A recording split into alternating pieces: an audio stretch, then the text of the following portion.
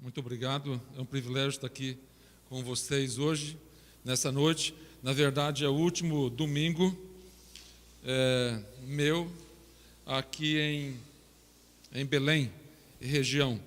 Eu já estou desde 15 de dezembro longe da minha casa.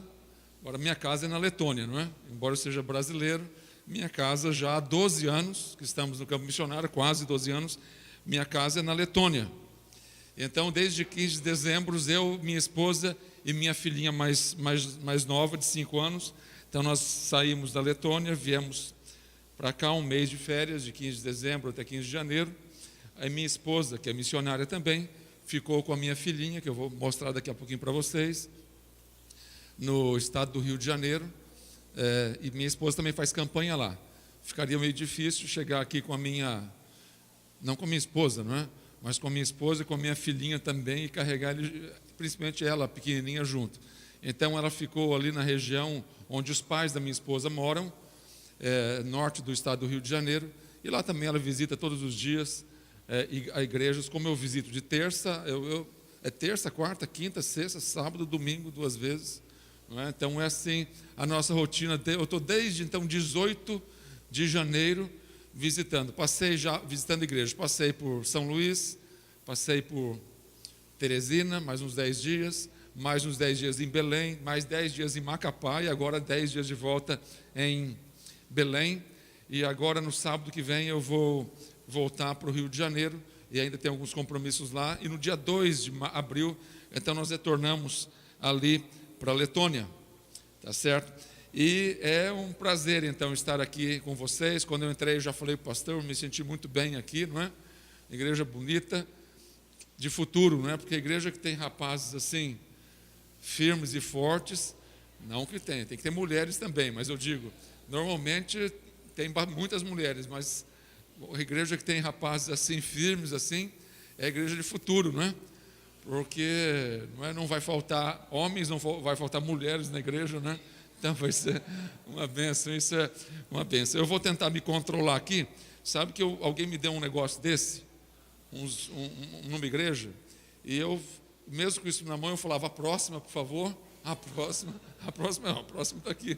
Eu me condicionei a ficar falando a próxima, porque normalmente não tinha isso aqui. Então vamos lá. Nós já falamos. Mudou? Eu liguei? Não, aqui está off, né? Agora está ligado. Agora está verde. Tem a verde aqui. Eu acho que agora deu, né? Isso. Está aí a minha família, não é? Nós somos 5. Então eu, minha esposa Elaine e nossos filhos Raíza, que tem 23 anos, Guilherme, que tem 20, Ana Sofia, que tem 5 anos de idade, não é?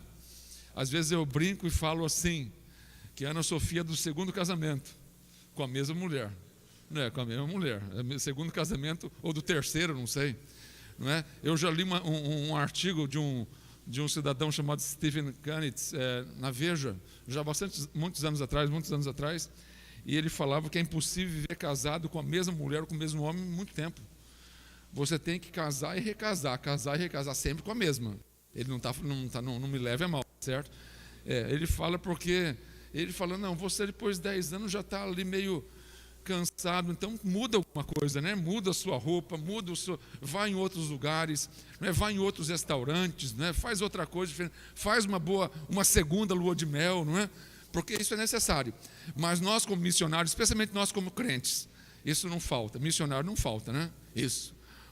Porque por exemplo, eu como primeira profissão, quando eu entrei na universidade, quando tinha 17, 18 anos, eu estudei engenharia, terminei engenharia e trabalhei 13 anos numa empresa de comunicações aqui no Brasil. Vocês conhecem, Embratel.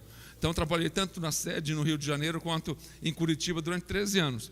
Aí minha esposa é fonoaudióloga, e então chegou um tempo em que Deus foi nos chamando, não é? Primeiro nós levávamos o trabalho da igreja, que era uma congregação, da primeira igreja batista de Curitiba, mas ao mesmo tempo trabalho. Até que chegou um dia que uma igreja nos convidou, então já não dava para ficar com trabalho, não é? Na nossa profissão e na igreja. Então ficamos na igreja em tempo integral e depois Deus nos chamou para missões, então saímos do Brasil, vai para missões e nasce então a filhinha mais nova. Sabe que cada ponto desse aí é uma vida nova. A Bíblia garante isso para você. A Bíblia fala assim: se alguém está em Cristo, 2 Coríntios 5,17, se alguém está em Cristo, nova criatura, já começa uma vida nova. Mas a vida nova não para por aí, porque a salvação não é só a conversão. Na salvação existe um processo que você conhece, né? Chamado santificação, que dura a vida toda. Então todo dia, todos nós, se você tem um chamado, conforme você cantou aí, se você tem um chamado, prepare para as surpresas de Deus. Se você fala assim: Deus, me usa onde eu estou. Onde eu estou, eu quero ser. Eu sou um chamado às nações. Eu sou, não é? A esperança no meu trabalho. Eu sou a esperança no meu bairro. Eu sou a esperança na minha família. Eu sou a esperança. Deus vai transformar a sua vida cada dia e você vai ter belas surpresas. Não gosta de surpresa? Gosta ou não gosta de surpresa? Da surpresa? Então, continua firme, fala: eu sou, envia-me a mim. Então, assim, mas Deus tem nos dado sempre sustento. Algumas pessoas podem pensar: mas você deixou um trabalho. Eu ouço isso direto. Você deixou um trabalho, sua esposa, e foi para a igreja, deve ter sido muito difícil. Pois eu falo: não foi difícil não. Não foi difícil. Às vezes a dificuldade está dentro de mim, estava dentro de mim, não fora. E você sabe, às vezes a dificuldade estava dentro da igreja, não fora. Pois eu, quando estava saindo do meu trabalho de tempo integral, não é? Já um pastor chegou para mim e falou: o que você vai fazer? Cuidado com isso.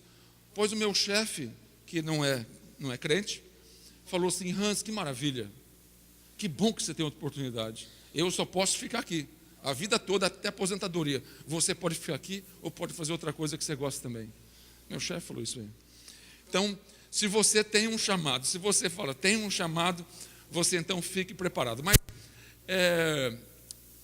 a nossa família foi assim. A minha filha de 23 anos, então chegou no campo missionário com 12 anos para 13, terminou o 2º grau lá na Letônia, queria muito estudar medicina. E estudou, pedimos a Deus para que desse uma vaga ou aqui no Brasil ou lá na Letônia. E então ela fez tipo o Enem que existe por aqui, lá, não é? Lá tem uma coisa semelhante. E passou então nas 2 universidades que nós temos lá na Letônia de medicina e com bolsa integral nas 2 faculdades. Então eu vejo isso como Deus abençoando a gente, não é? Meu filho também queria muito estudar uma disciplina nova, um negócio de mídia e multimídia e tal. Ele falou: pai, a melhor faculdade está na Holanda. A Holanda não é muito longe da Letônia, coisa de 2h30 de voo, como daqui a Manaus, daqui a Brasília, não é? E então ele mandou lá a prova dele, também foi aprovado. No início pagou lá uma bolsa, uma meia bolsa. Nos esforçamos para sustentá-lo nos primeiros meses.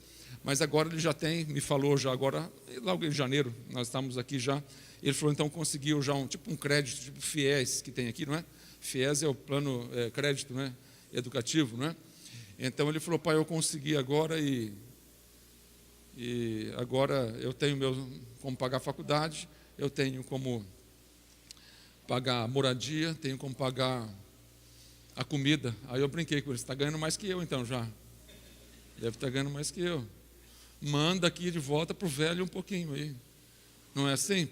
Os filhos são assim com os pais, não é? Um dia nós amamentamos, nós não, as nossas esposas, mas nós também ficamos ao lado. Amamentamos os nossos filhos. Daqui a pouco os nossos filhos nos levam. Um dia nós carregamos nossos filhos numa cadeirinha, não é? Num carrinho. E às vezes, na nossa velhice, alguém nos carrega numa cadeira de rodas. Não é? Então essa é a vida. Mas eu posso garantir para você que aquele que serve ao Senhor recebe o suficiente para viver, para servir ao Senhor. Não é? Se eu contar essa história para algumas pessoas que não entendem o que é missões, o que é servir a Deus, alguns podem pensar que eu sou um abastado, um milionário. É isso? Mas eu sou missionário. É assim a vida, não é? E para surpresa nossa, quando tínhamos já 2 filhos, pensando, uma filha de 15 e uma filha de 19 e meu filho de 15, minha esposa me liga, eu estava na igreja onde eu servia na época, e ela me liga e falou assim: tem uma surpresa para você. O quê? Você vai ser pai de novo. Sabe o que aconteceu comigo? Começou uma nova vida de novo em mim. Eu estava próximo aos 50. Eu rejuvenesci 20 anos, voltei 20 anos atrás. Acredita nisso? Talvez fisicamente nem tanto, mas na alma, no coração, eu rejuvenesci. Agora, embora na minha identidade tenha sido 53 anos que eu tenho, eu me sinto como se tivesse 33. Acreditam nisso? Não? Porque eu tenho uma menina em casa, ando no parquinho com ela, vou balançar ela no balanço, e papai, vamos comer isso, vamos fazer aquilo. Eu me sinto assim, não um avô, mas um pai de verdade, mas o meu coração tem 33, 20 a menos do que na realidade eu tenho. Sabe que servir a Deus, quando a gente serve a Deus, e esse é um testemunho que eu conto meu, antes de contar do campo missionário, um testemunho meu, que pode ser o seu, que deve ter sido do pastor e de cada um aqui, é que quando a gente serve a Deus, a gente não falta nada, amém? Mas não sobra nada também, amém? Não, amém? A pessoa fica meio preocupado com isso. Você serve a Deus, não falta nada. Para mim não tem faltado. O Senhor é meu pastor e nada me faltará. Mas quando, lá no mesmo Salmo 23, ele fala: o meu cálice transborda. Aquilo que está transbordando na sua vida não é para você. O que transforma não é para você. Ou você está pensando que vai poder ficar lá lambendo o cálice em volta. Não, aqui no cálice é seu. O que transborda é o que sobra. E todos os nossos cálices transbordam. Mas transbordam para você fazer como Abraão. O que Deus falou para Abraão? Sê tu uma bênção. Tá certo? Então cuidado, está sobrando muito. Tá certo? Tá certo? Amém, amém, né? Pode falar amém e amém. Não falta nada, mas não sobra nada. Tem gente que fica com medo. Principalmente nesses tempos de teologia da prosperidade. Não é? Em que precisa sobrar e sobrar muito para eu falar que eu troquei meu Fusca por um Mercedes, não é? Eu tenho que testemunhar isso, não é? Tá certo? Então eu tenho experimentado isso também, tá certo? Eu, como missionário, vocês, batistas brasileiros, têm nos sustentado em ofertas, com o necessário. Não posso reclamar de nada, mesmo com as crises que ocorreram lá na Europa, depois aqui no Brasil, nos últimos anos. Variações cambiais e tudo mais, não é? Vocês, batistas brasileiros, têm sustentado os missionários de forma a não faltar nada para a gente, tá certo? Então, muito obrigado por isso. E eu convido hoje a você também esse desafio, de você adotar mais missionários nessa campanha, dar uma oferta daquela que falou: isso aqui, Deus, olha, isso aqui não dá o que sobra não é? Dá o que está dentro do cálice ali. Essa que é a oferta, não é? Aquela primícia que está lá no fundo do cálice, né? O que transborda a gente tem o que dá, mas para missões a gente tem que dar as primícias, tá certo? Então esse é o meu testemunho, que sempre o Senhor tem nos sustentado por vocês. Os milagres acontecem também no campo missionário, mas os milagres não dá para comprar milagre, não dá para comprar coração de pessoas. Ninguém compra uma alma, porque isso é resultado do Espírito Santo atuando tanto naqueles que pregam quanto naqueles que ouvem, mas vem através da sua intercessão. Então é importante isso. Então saia daqui hoje sabendo que você vai, primeiramente, interceder por mais um missionário, ou por mais missionários, ou nessa campanha de missões mundiais, você vai interceder por mais missionários, mas também desafie o seu próprio coração, falando: olha, eu vou também ofertar para o Senhor. Eu quero só ler um texto, não é? Que diz assim, lá em Efésios 3, 14 e 21, É uma oração de Paulo aos Efésios, aos santos. E você sabe que oração, ela não tem prazo de validade, enquanto ela não tem resposta, né? Oração não tem prazo de validade, não. Talvez você está aqui porque uma avó lá no passado orou por você, ela já foi para a eternidade, mas a oração dela continuou válida. É isso, né? Eu vou ler aqui uma oração de Paulo aos Efésios. E essa oração continua válida para mim e para você, mesmo que Paulo já tenha partido há quase 2000 anos. E Paulo diz assim: por essa razão ajoelho-me diante do Pai, do qual recebe o nome toda a família nos céus e na terra. Oro para que com as suas gloriosas riquezas Ele os fortaleça no íntimo do seu ser com poder, por meio do seu Espírito, para que Cristo habite no coração de vocês mediante a fé. E oro para que, estando arraigados e alicerçados em amor, vocês possam, juntamente com todos os santos, compreender a largura, o comprimento, a altura e a profundidade, e conhecer o amor de Cristo, que excede todo entendimento, todo conhecimento, para que vocês sejam cheios de toda a plenitude de Deus. Há aquele que é capaz de fazer infinitamente mais do que tudo o que pedimos ou pensamos, de acordo com o seu poder que atua em nós. A Ele seja a glória na igreja, em Cristo Jesus, por todas as gerações, para todos sempre. Amém. E essa oração, quando você diz amém, essa oração continua válida. Paulo orou por mim e por você, não é? E essa oração continua válida, e podemos nos apegar a essa oração, saber que alguém um dia orou por nós. Por isso a oração que você faz pelos povos, primeiramente pelos povos, e depois pelos missionários, essa oração continua sempre válida, principalmente pelos povos, não é? Eu estou numa região, Letônia, que pode passar, eu já comecei com essa de pode passar para a próxima aqui, sou eu que tenho que passar, não é? Não me deram moleza aqui, hein? Não me deram moleza na igreja. Essa região foi dominada pelo comunismo durante quase 50 anos no século passado. Dos anos 40 até 1991, foi ocupada então pela União Soviética e foi imposta um comunismo lá na Letônia, Látvia, onde estamos, Riga, onde moramos, Estônia, ao norte, e Lituânia. São 3 países pequenos, onde estamos, vamos dizer, no nordeste. Ali em cima você vê o mapa da Europa toda, e lá em cima, no norte, nordeste, naquele canto lá direito do mapa da Europa, então estão esses 3 países, não é? Esses 3 países então foram ocupados durante quase 50 anos, não é? Aí são países pequenos, cada país desse tem uma língua. As pessoas sempre perguntam para mim: lá fala inglês? Fala. Lá fala russo? Fala. Mas fala também, tem a língua local é a língua local, não é? Todos os documentos, tudo que acontece de oficial tem língua local, como no Brasil fala português, mas quase todo mundo tem que falar outras línguas. Vai,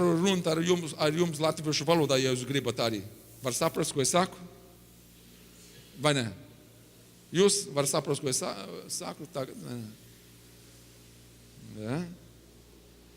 Amém ou não? Eu fui falando numa igreja pentecostal, pastor, e eu comecei a falar em línguas, todo mundo começou a gritar aleluia. Aqui todo mundo ficou quieto. O que aconteceu? Eu fui numa igreja pentecostal um dia desse aí e comecei a falar em línguas. O quê? Pulou até em cima. Aqui ficou todo mundo quietinho. Não entenderam, não tem interpretação. Lá acho que todo mundo entendeu. Não é? Lá, entendeu para todo mundo. Tá certo. Então esses países são, principalmente nós. Uma das características deles são essas. Eles sofreram 2 grandes primeiras guerras mundiais. A primeira grande guerra mundial, a segunda, e mais quase 50 anos de comunismo. Se a gente somar guerras e comunismo, talvez chegam no século passado a cerca de 65, 70 anos vivendo de guerra e vivendo de ocupação, porque foram ocupados os países. Ninguém decidiu, quero ser comunista, foi ocupado. Alguém impôs aquilo lá, não é? Depois da Segunda Guerra Mundial. Um dos desafios que nós tivemos lá, e é uma das características do nosso trabalho, que é o de revitalização de igrejas, foi essa igreja aí que você vê no vídeo. Essa igreja foi construída em 1937 e até aí em 1945 ela foi dissolvida pelos comunistas, desapareceu a igreja, os pastores foram enviados para locais distantes, interior da Rússia, não se tem mais notícia deles, provavelmente morreram por lá, os membros foram espalhados, e essa igreja durante quase 50 anos foi transformada num ginásio de esportes, não é? O templo lá, eu acho que é talvez maior que esse, o dobro, um pouquinho que fosse para lá, e aí a nave principal, o salão principal virou uma quadra de esportes, né? Galerias foram transformadas em arquibancadas e salas em salas de aula e ginástica, não é? E 50 anos foi assim, até que em 1991, você que é mais velho um pouco, você lembra a queda do muro de Berlim, final do comunismo, etc. Então foi devolvido para os batistas, mas foi devolvido o templo, né? Você sabe a diferença entre templo e igreja? O que é templo? É isso aqui, esse prédio, né? E igreja, o que é igreja? É você a igreja, não é? Então, havia um grande problema. Havia templo, mas não havia igreja, não é? Claro que a gente sabe, não precisa perguntar, o óbvio, que igreja é muitíssimo mais importante do que templo, não é? Igreja pode se reunir em qualquer lugar, embaixo de uma árvore, não é? Na sala de uma casa, onde existe 2 ou 3 reunidos em meu nome ali, a igreja está reunida. Mas ali tínhamos um templo e não tínhamos então a igreja.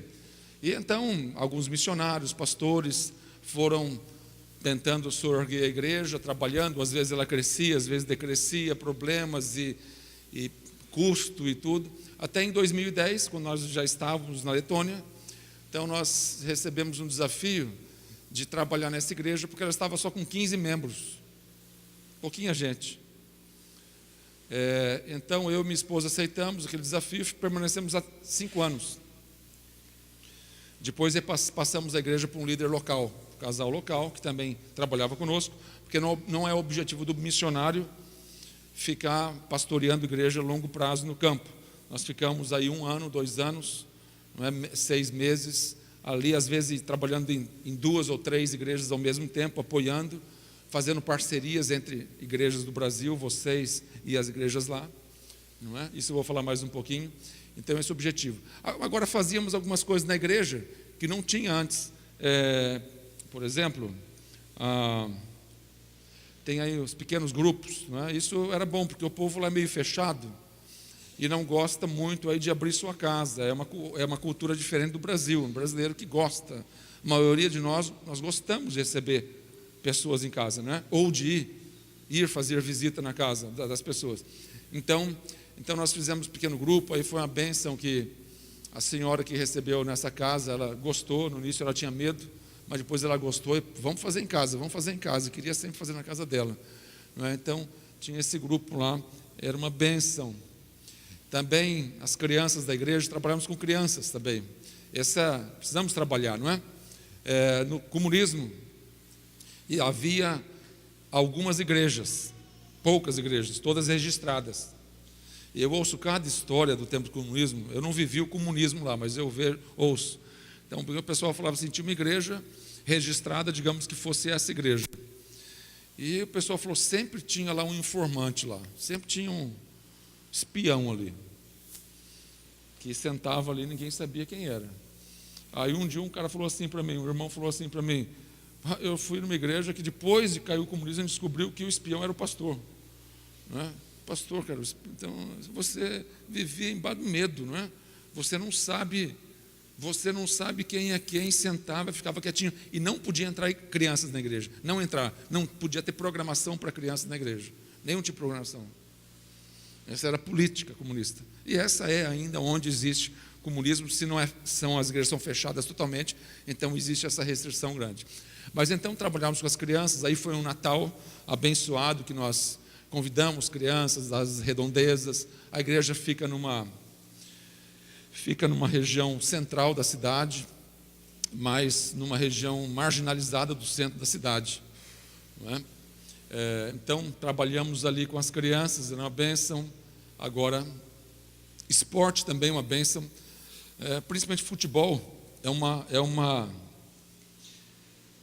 porta, uma ferramenta muito grande de missões no mundo todo. Temos vários missionários que trabalham em campos fechados, trabalham com futebol, porque onde o brasileiro chega, vão perguntar algumas coisas para ele. Me fala sobre futebol.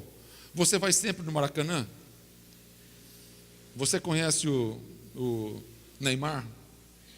Né? Pensa assim, que a gente conhece, né? Pensa que a gente, às vezes assim, eu falo, mas é mais fácil encontrar o Neymar lá na Europa agora do que encontrar no Brasil. Até o pé do Neymar, Então, até o pé do Neymar lá conhece. Então, o esporte era uma coisa que a gente trabalhava também com as crianças que estavam lá, que vinham, né, com os adolescentes. Aí nessa foto tem lá um técnico de futebol brasileiro e um outro jogador. Então, eu chamava-os para eles serem missionários. Missionário assim, às vezes, os jogadores cristãos que estão atuando em campos distantes, mesmo em campos fechados, como a Arábia e aqueles lados, Emirados Árabes ali, eles são, não oficialmente, eles missionários, mas eles têm a oportunidade de trabalhar em missões como voluntário alguns dias, algumas horas, não é? Então, eu mesmo essa semana estive numa igreja aqui em Belém e o pastor falou, eu já fui, na época bem jovem, eu fui jogador de futebol. Eu falei, você é um potencial missionário, então, na área esportiva, programa esportivo missionário, né? Conheço missionários em países fechados, que eles trabalham dentro de escolas muçulmanas, né? As crianças gostam dele, da família, e ele, de uma forma bem sábia, digamos assim, talvez de uma forma genuína, ele vai refletir Cristo não só com as palavras, não só prometendo coisas, mas ele vai ter que refletir Cristo com a atitude dele. E esse é o nosso desafio também, não é? Esse é o nosso desafio. Esse é o nosso desafio, falar de Cristo não só pela boca, mas falar de Cristo com a atitude do nosso dia a dia, refletindo o amor. A igreja, a melhor forma da igreja evangelizar, a Bíblia fala, né? Quando virem o amor que há entre vocês, não é? Amor entre nós que reflete o amor de Cristo, não é? O amor dentro da família, o relacionamento do casal reflete o amor de Cristo para as pessoas que estão ao redor. Então, esse é um desafio também missionário, fazer isso. Mas esporte é uma boa ferramenta. Às vezes você fala, eu já fui jogador disso, daquilo, dá para fazer missões? Dá. Temporário, tempo integral, quando Deus te chama, né, você pode fazer aqui ou longe, né? Mas eu tive uma oportunidade muito grande, em 2014, a última vez que eu estive no Brasil,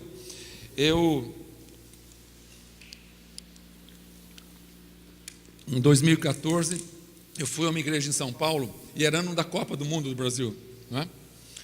E eu fui então a São Paulo e cheguei na cidade lá, e vi que era uma cidade que tem muitas fábricas de roupas, tecidos. E eu falei para uma igreja como essa, falei, que tal vocês participarem de missões, mandando para nós as camisetas, com as cores do Brasil, para a nossa escolinha de futebol de verão lá da Letônia. O pessoal ficou empolgado, vamos sim. O promotor de missões, quanto você precisa? Eu falei, manda umas 30 se der para mandar. Mandaram 100, com shorts, 100 camisas e shorts ali, tá, né? Tudo bonitinho ali e tal, vários tamanhos.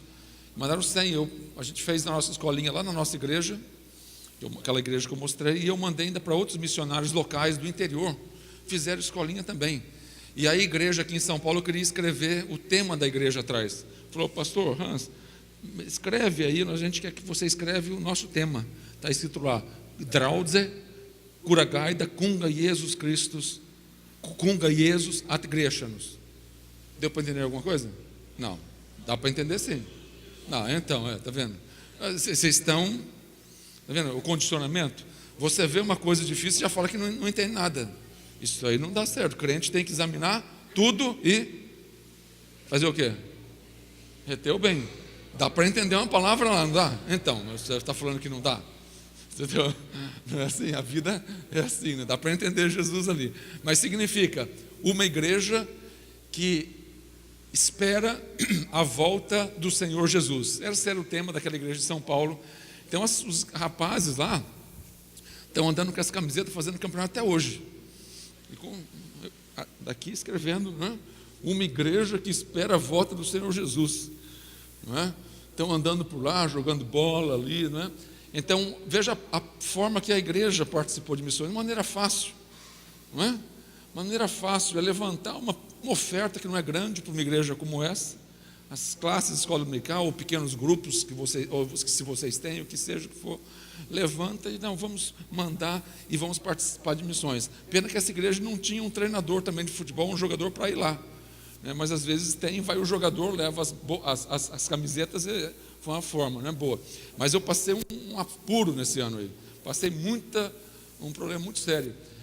Nós fizemos esse campeonato aí, né, ia começar a Copa do Mundo. Eu falei, agora vocês vão ver o que é futebol. Vocês vão agora, que vocês jogaram, agora aprender a jogar, vocês vão ver na Copa do Mundo, Brasil, né? Então, foi difícil, né? Eu passei uma vergonha tremenda lá, né? Tá certo? Porque eu prometi uma coisa que eu não podia prometer, né? Não prometa nada que não está escrito na palavra de Deus, né? Então eu pequei aquele dia, eu prometi um negócio que não podia prometer sobre aquela base, né? Promete só que for de Deus, né? Se você tiver convicção e que você pode cumprir, não é? Então, o Brasil aí perdeu, né? Todo mundo ficou triste, né? Então, mas é isso, o futebol, o esporte principalmente, e o futebol especial, o esporte e o futebol especialmente, é uma ferramenta muito grande, então, de evangelização e oportunidade de trabalhar, né? Aí o evangelismo nas ruas, isso foi antes do Natal, veja bem o cenário aí, esse dia estava 12 abaixo de zero, não é? Mas mesmo assim, não é a função do missionário também falar assim, olha, a igreja vocês têm que sair, porque a igreja que está muito tempo parada, pequena, eles têm uma ideia, por exemplo, de que basta orar. Um pessoal fala, pastor, vamos orar, Deus manda quem Ele quiser. Eu falei, não, eu concordo que pode orar e Deus pode mandar quem Ele quiser, mas não é assim que funciona de acordo com a Bíblia, porque a Bíblia fala o quê? Ide, ore, contribua, mobilize e ide, né? Fazer completo. Se você não pode orar, você pode, mas se você não pode ir, você vai mobilizar. Se você não pode mobilizar, você vai treinar jovens aqui, quem sabe um desses aí, não é, vai ser um grande missionário, não é, pregador pelo mundo. Você pode mobilizar. E se você não pode ir, você pode ofertar também para quem está disposto a ir, ou tem esse tempo, tem chamado para ir, tá certo? Então eu falei isso aí, eu expliquei o seguinte, não dá, veja bem, Deus é como se fosse um jardim, né? O jardim só é bonito se alguém cuidar. Deus da vida biológica também, não é isso? Deus da vida biológica, mas nós que embelezamos o jardim, tá certo? Deus da vida, mas se você não educar a criança no caminho que ela deve andar, o que vai acontecer com ela? Vai se desviar, certo? Então a gente não pode só pensar assim, vamos orar, eu tenho um filho aqui, eu vou orar por ele. Menino, pode passear aí à vontade, bota um shortinho aí e deixa ele passear pela rua o dia inteiro aí, né? Fazer o que quiser. Não é assim, não é? É nós que temos que cuidar. O evangelismo também é assim, é você que tem que ir, é você que tem que fazer, é você que tem que falar, eu sou esperança, eis-me aqui, tá certo? Então, é uma coisa também que o missionário lá no campo distante, para as igrejas que existem, principalmente na Europa, existe essa mobilização para que a igreja vá também ser missionária onde está e vá ser missionária fora de lá também, como eu vou mostrar em seguida, não é? Opa, pulou duas. Aqui são batismos que nós realizamos lá, estando naquela igreja, não é? Foi uma bênção também, alguns batismos lá, frutos do trabalho.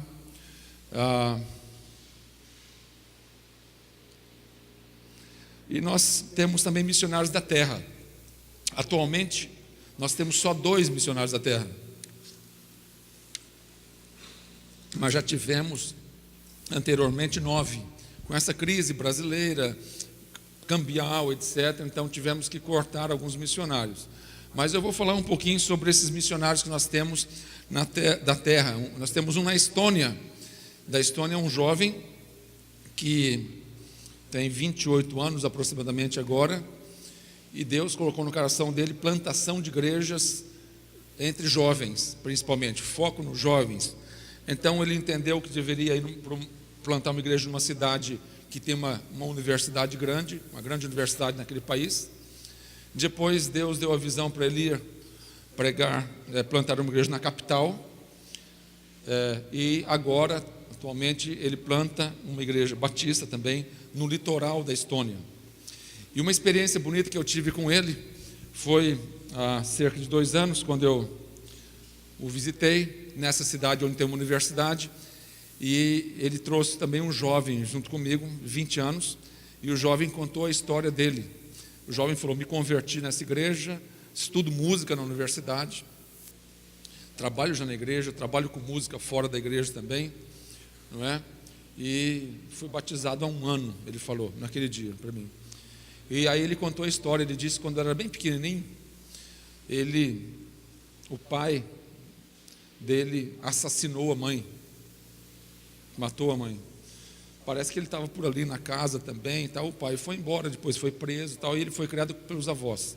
Chegou no tempo da universidade, ele falou: quero estudar música, foi para a universidade, e lá conheceu o nosso missionário, conheceu essa igreja que o nosso missionário da terra planta.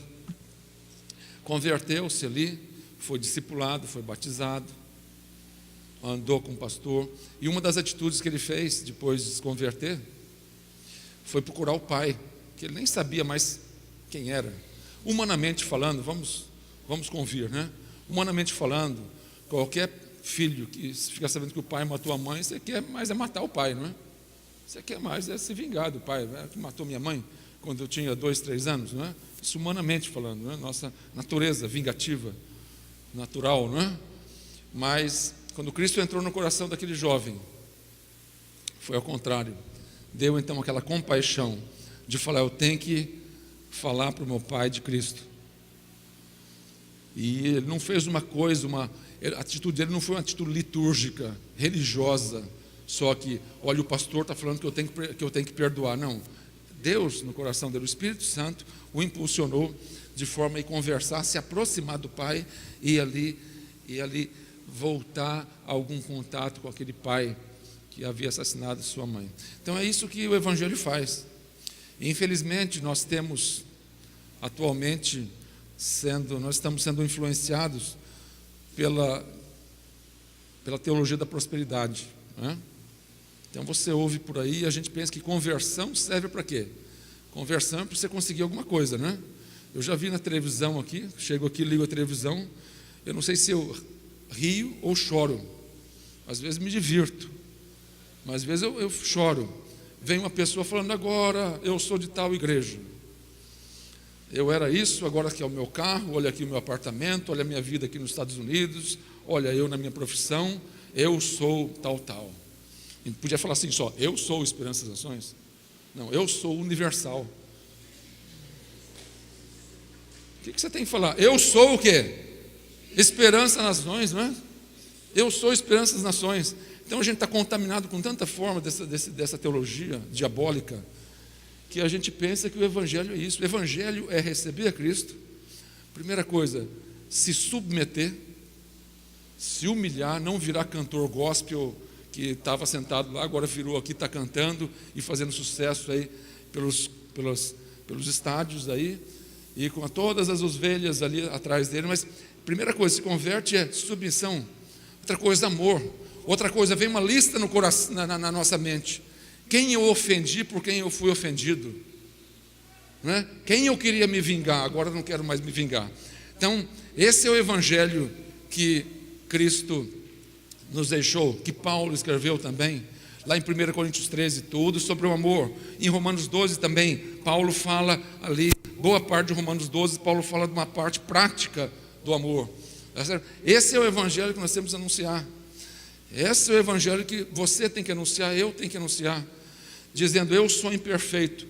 Primeira coisa, aquele versículo de Efésios também: submetei-vos uns aos outros, não é? Antes de Paulo tratar, submetei-vos a mulher ao marido, etc., submetei-vos uns aos outros em Cristo Jesus. E aí ele vai dando que filho, não é? Um pai, mulher com o marido, e o marido tem que amar, e etc., e mais do que qualquer um, e fala tudo. Esse é o evangelho, essa é a missão. Por isso que o tema desse ano é muito bom, não é? De missões: eu sou esperança às nações. Eu sou batista, eu sou evangélico, eu sou isso, eu sou aquilo, eu sou rico, eu sou... Não, eu sou esperança às nações. Então foi uma transformação tremenda que então me impactou também desse jovem. Eu não sei, eu preciso encontrar de novo o jovem e perguntar como vai. Ele está lá voltando com o pai dele, conversando, né? São as transformações que Deus vai fazendo na vida das pessoas. Na Letônia, o nosso missionário da Letônia foi tocado a ir mais longe. Então nós sustentamos um missionário, ele lá cuidava de uma igreja, plantava outra, mas Deus há 4 anos atrás, Deus deu uma visão para ele, para ele ministrar às crianças refugiadas de guerra. Aí isso não é Letônia, isso é Jordânia. E ele então mobilizou as igrejas e a sociedade para que as pessoas pegassem caixas de sapato e colocassem lá algumas coisas. Tem lá uma lista, os presentes. E essas caixas, então, ele transporta lá para onde tem os refugiados, crianças da Síria, e distribui, faz um trabalho lá com essas crianças. Esse já é o 3º ano, ele levou 3.800 caixas. E eu falei assim: eu vou passar em várias igrejas do Brasil, e as igrejas também vão participar. Essa é uma forma de missões que você pode participar dessa igreja também. Tá certo? Talvez essa igreja possa mandar 10 caixas, 20, 50, 100 caixas, que vão ser transportadas para lá, não daqui, não é? Não dá para mandar, nem eu posso levar. Então meu plano agora para o 2º semestre é avisar vocês de que cada caixa custa tanto e tantos reais, e aí você, através de um pequeno projeto com a Junta de Missões Mundiais, você vai depositar esse dinheiro lá, não é? Ou a igreja, logicamente, vai depositar esse dinheiro lá. Temos aqui 50 caixas, tantos reais, e lá nós vamos montar a caixinha, não é? Vou botar o logo da igreja, não é? Igreja de desculpe, o nome da igreja, Marambaia. Eu sabia que era com M, já tanta igreja que eu visito que eu estou confuso já. Marambaia. E então vai estar lá um selo que você mandou para lá. Então olha as crianças aí no deserto, né? Tem lá as tendas contentes, maioria das crianças muçulmanas, que devido a uma guerra política, religiosa, demoníaca, uma coisa de outro mundo, né? Que acontece ali, e nós podemos ser também a esperança a essas crianças aí, não é? Nós podemos ser esperança a essas crianças aí. Aí outra foto, uma menina contente, ali embaixo uma foto que mostra dentro de uma igreja batista na Jordânia. As igrejas lá evangélicas são poucas, mas há uma certa liberdade lá, não é? Então as caixas, os presentes sendo distribuídos ali. Aqui também 2 crianças mostrando para as mães, não é, que elas ganharam. Eu não sei se você sabe, mas brinquedo, presente para a criança é uma coisa essencial.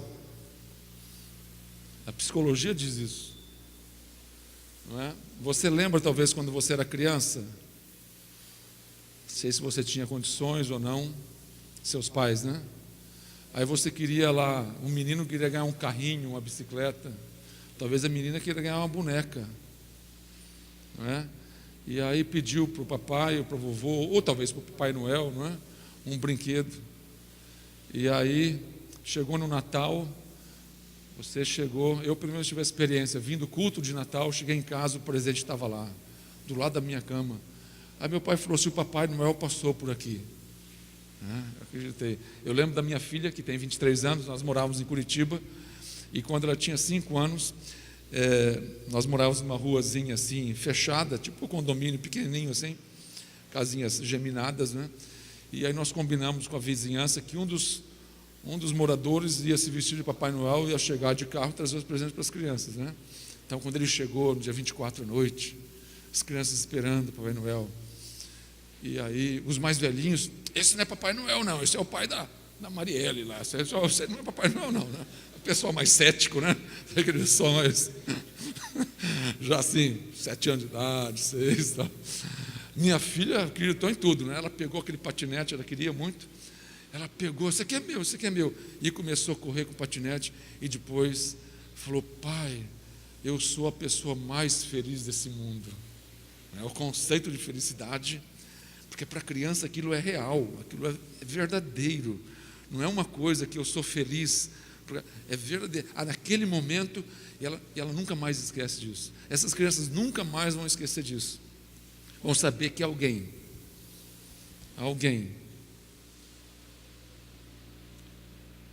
que mandou esse presente as ama, e as ama porque elas são esperança das nações, está certo?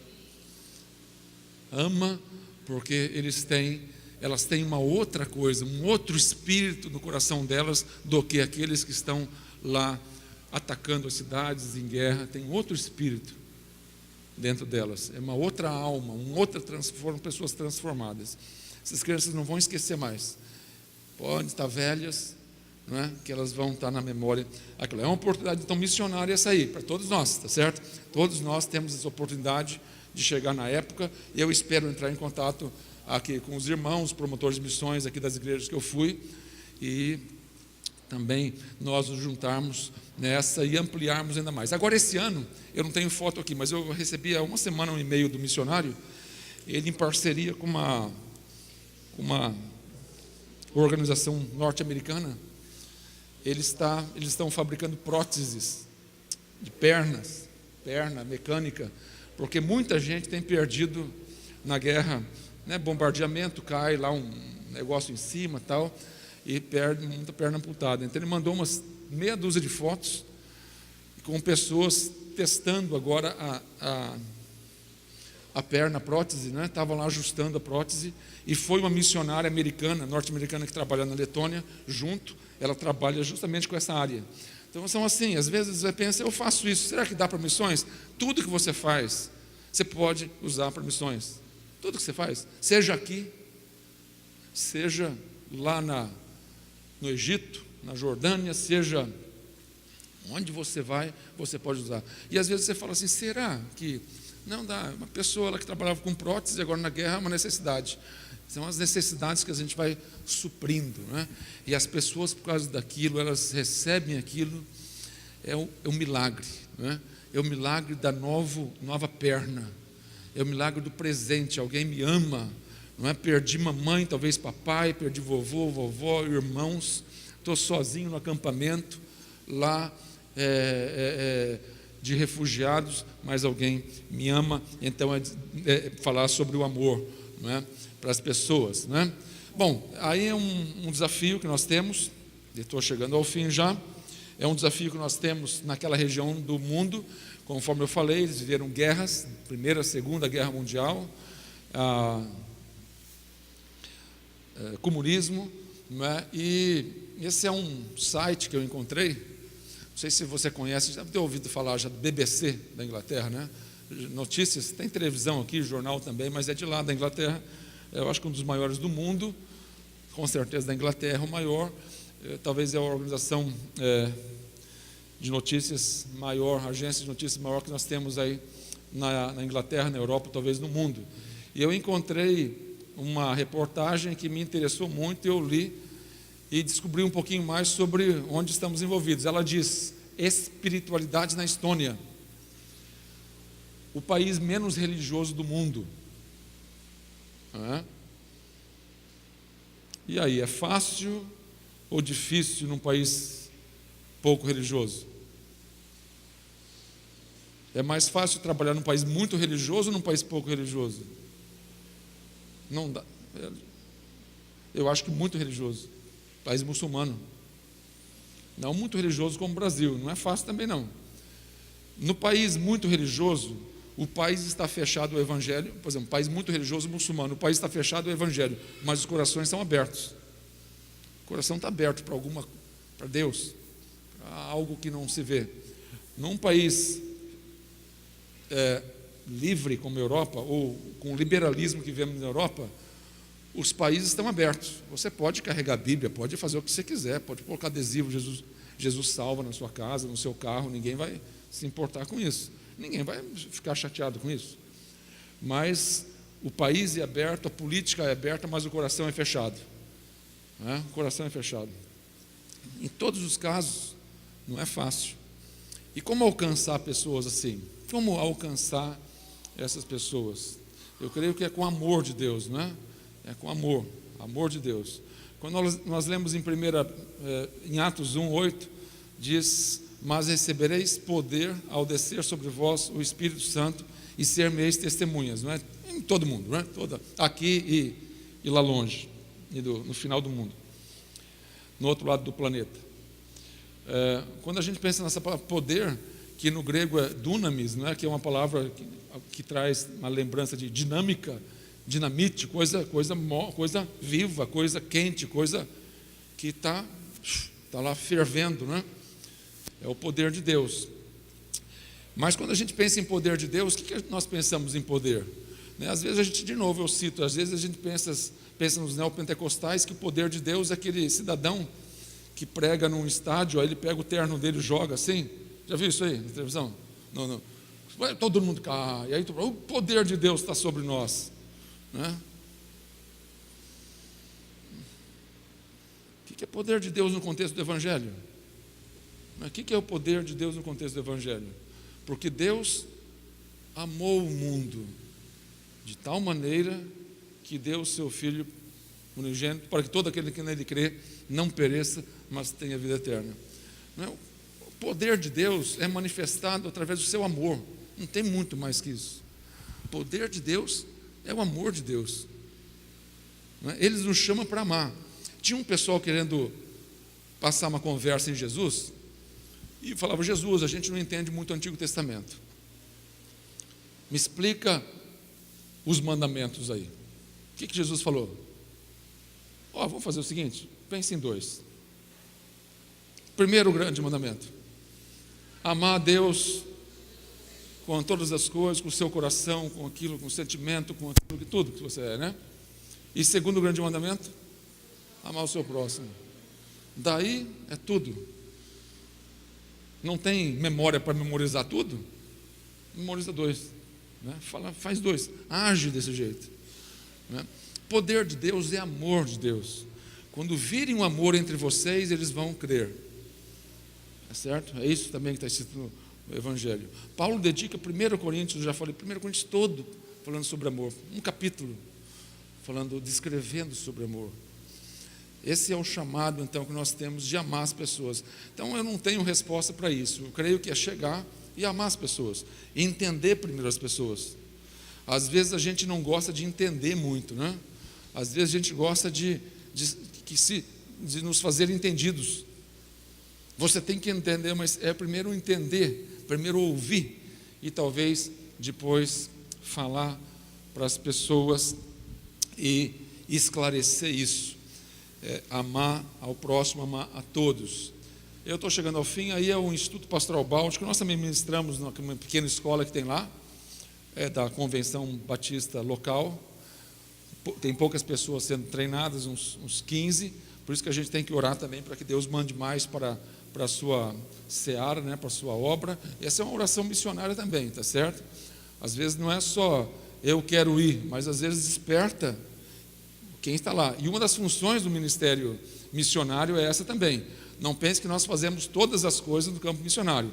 Nosso objetivo primordial, primeiro, em qualquer campo missionário, é identificar e treinar pessoas, discipular pessoas, treinar líderes, tá certo? Para que eles possam fazer melhor do que a gente, porque eles vão fazer melhor do que a gente, porque eles estão na língua deles, na cultura deles, tudo isso. Então, orem por aqueles que estão, né, sendo preparados, para que Deus levante mais vocacionados locais também. Aí eu estou falando lá no seminário. E eu termino então com os motivos de oração pela família missionária, que vocês viram, pela nossa família, não é? Pela igreja, aquela igreja que eu citei, que nós deixamos há 1 ano e meio atrás, com um líder local, pelos missionários da terra, na Letônia, na Estônia, pelo despertamento dos cristãos dos 2 países, e principalmente agora também em Europa, nós precisamos orar pelos refugiados que chegam lá devido a guerras, e junto com refugiados chegam outros também que estão interessados em outras coisas, que não sejam refugiados. Minha esposa teve a oportunidade, o ano passado, como fonoaudióloga, de ser contratada pelo Ministério da Educação na Letônia, para ministrar 5 palestras para professores locais que ministram às crianças, filhos dos refugiados. Porque existe uma política de integração dessas crianças. As crianças não podem ficar ali, elas têm que viver, aprender a língua, Então, uma das coisas que... Então, minha esposa fez um projeto, enviou para lá, pelo pedido deles, e então foi aceito esse pedido. Então, nós já ministrou essa palestra. Uma oportunidade tremenda, porque não pode entrar um missionário direto num local que tem refugiados, senão estaria chovendo de todo que é seita e todo mundo chegando lá querendo colocar na cabeça dele, cada um a sua religião. Mas nós tivemos essa oportunidade, então, de minha esposa poder chegar aos professores que ministram, que já é uma grande coisa, né? Poder falar para eles também falarem ali do que é essencial, né? Eu quero fazer um desafio para você hoje, conforme eu falei. Eu creio que oração todos nós temos que fazer por missões. Você pode orar, você pode mobilizar, você pode ir. Se você tem de 18 a 30 anos, você pode ser missionário radical. Nós tivemos aqui no acampamento, quem esteve no acampamento, tinha lá a Sara, né, uma jovenzinha. Encontrei com ela, não, quantos anos você já foi para o Haiti? Foi para o Haiti pelos radicais, com os radicais. E foi para o Haiti, voltou, já fez isso. Quantos anos você tem? 19. Eu falei, mas será que estão mandando missionários mirins agora? Brinquei com ela, estão mandando criança para o campo? Falei para ela, né? Aí ela ficou brava comigo, né? A Sara. Ela falou que fez, quando ela completou 18, ela foi estudar missiologia, quando deixou direito, trancou a faculdade de direito, mora em Tocantins, e Deus colocou no coração dela que ela tinha que ir para missões. Os pais crentes apoiaram, vai mesmo, um ano e meio nesse projeto missionário. E então ela foi treinamento, e quando ela completou 18 anos, algumas semanas depois já embarcou para o Haiti, né? Então esse desafio, talvez você fale, eu quero ir, né? Então é uma forma de você então falar, não, eu quero conhecer mais o projeto dos radicais. Mas você pode orar, você pode ir, você pode ofertar também, né? E esse é o desafio que eu quero deixar para você. Eu tive uma experiência interessante aqui em Belém. Essa primeira vez que eu passei aqui, há 1 mês atrás, um pastor foi me buscar onde eu estava hospedado, pastor de uma das igrejas aqui de Belém, e eu entrei no carro dele, e ele falou, pastor Hans, que satisfação, que bom, eu queria muito encontrar com você. Eu falei, que bom. E ele falou, quando era adolescente, você foi o primeiro missionário que eu sustentei no pão e orava todo dia. Eu falei, então acho que eu estou ficando velho, ou você é muito jovem. Ele era adolescente, já me sustentava no campo missionário. Na verdade, eu estou há 12 anos no campo, eu até estou esquecendo isso, mas ele quando tinha 16 anos, ele pegou uma ficha dessa do PAN e falou assim, não, eu vou preencher. E aí ele começou a me sustentar, ofertar pelo PAN, e ele, quando tinha então 17 para 18, terminando o nível médio, ele estava orando muito se iria para a faculdade de engenharia, ele queria muito fazer engenharia, e estava preparado para isso, ou se ele ia fazer teologia, que ele queria também, isso atraía muito ele estava com essa dúvida. E aí ele falou, Hans, eu recebi a sua carta com testemunho, e lá estava falando que você era engenheiro, que você deixou a engenharia, e Deus te chamou, e confirmou, e te mandou para missões. Quando eu li a sua carta, eu tomei a minha decisão. Eu vou para a teologia. Hoje ele é pastor de uma igreja aqui em Belém, é casado, bem jovem, 27, 28 anos, tem um filhinho, né? quando a gente ora, acontecem várias coisas. Quando você ora por mim, Deus trabalha no meu coração, mas trabalha no coração de quem eu vou pregar também, mas trabalha no seu coração também. Não é? Por isso que Jesus fala com relação à oração.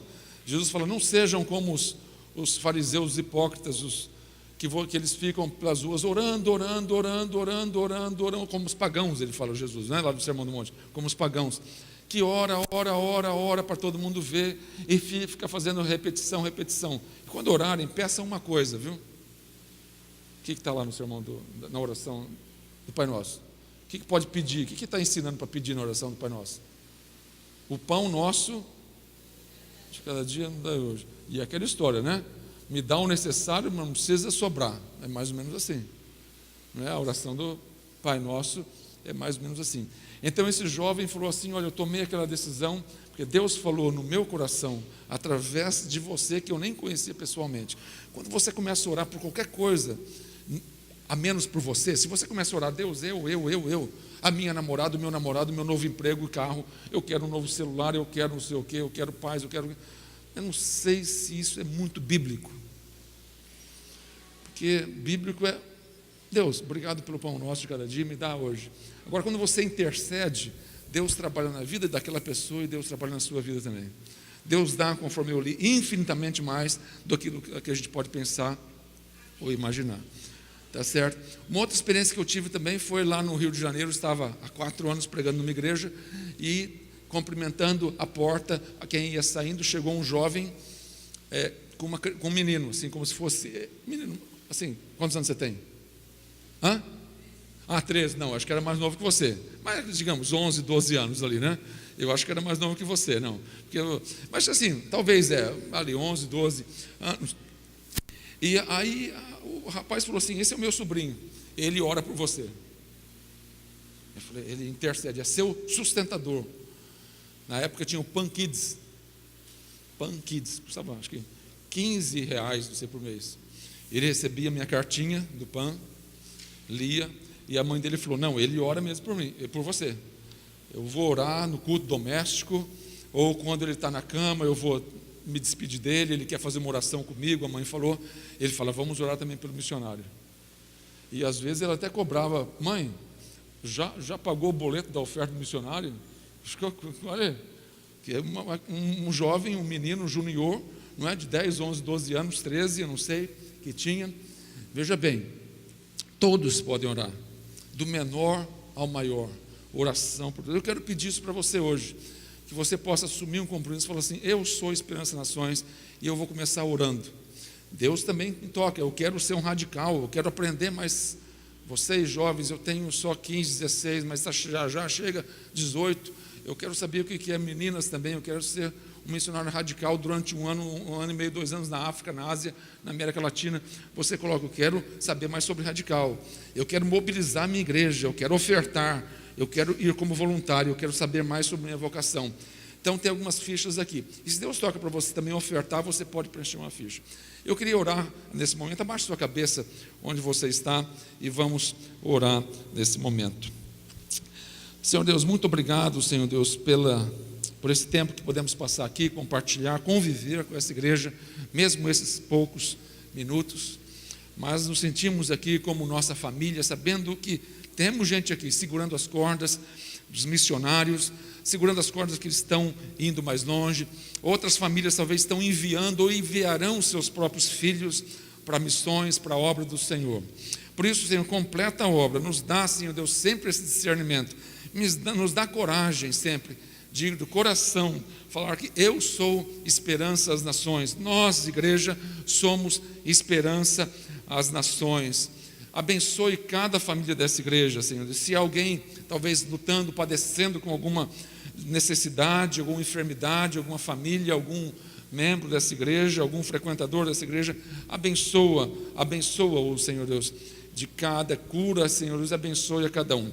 E faz, Senhor Deus, nós servos a cada dia mais santificados e que possamos ir, Senhor Deus, sair aqui, que comece o nosso campo missionário já hoje, aqui quando saímos por essa porta, indo talvez aqui pertinho, quem mora aqui, quem mora mais longe, ou aqueles que vão para outros confins desse país, ou confins do mundo. Abençoa, Senhor, e toca no nosso coração e faz com que sejamos sustentadores, em primeiro lugar, em oração e intercessão. Nós oramos assim em nome de Jesus. Amém. Eu tenho umas fichas aqui, eu queria que você, se falar assim, não, eu quero realmente assumir um compromisso de oração em primeiro lugar. Coração, se Deus tocar para você falar, não, eu quero também dar uma oferta, talvez esse ano, quero dar uma oferta esse ano, de agora, de maio, abril até dezembro, eu quero dar uma oferta missionária, quero ter mais um PAN, talvez eu já tenha. Eu queria pedir para alguém que pode me ajudar, distribuir, levanta a sua mão, fala assim, me dá uma ficha, né? Levanta a sua mão aí, se Deus toca no seu coração, a irmã vai distribuir, tenta, então levanta, fala, eu aceito o desafio, né? Eu sou Esperança das Nações, tá certo? Eu sou Esperança das Nações, você pode levantar a mão, preenche aí, não é? Os jovens também, talvez as jovens queiram, eu quero saber mais sobre a vocação missionária, não é? Levanta a sua mão aí, preenche, aí você vai receber, não um contrato para você assinar que você vai ser um missionário, não, mas você vai começar um processo, junto com a sua igreja, não é? Junto com o seu pastor, então, para Deus te chamar. Levanta a sua mão se você fala assim, Senhor, eu aceito o desafio de ser um intercessor, de ser um missionário intercessor. Deus abençoe você, Deus abençoe. Muito obrigado pela sua oportunidade, meus irmãos.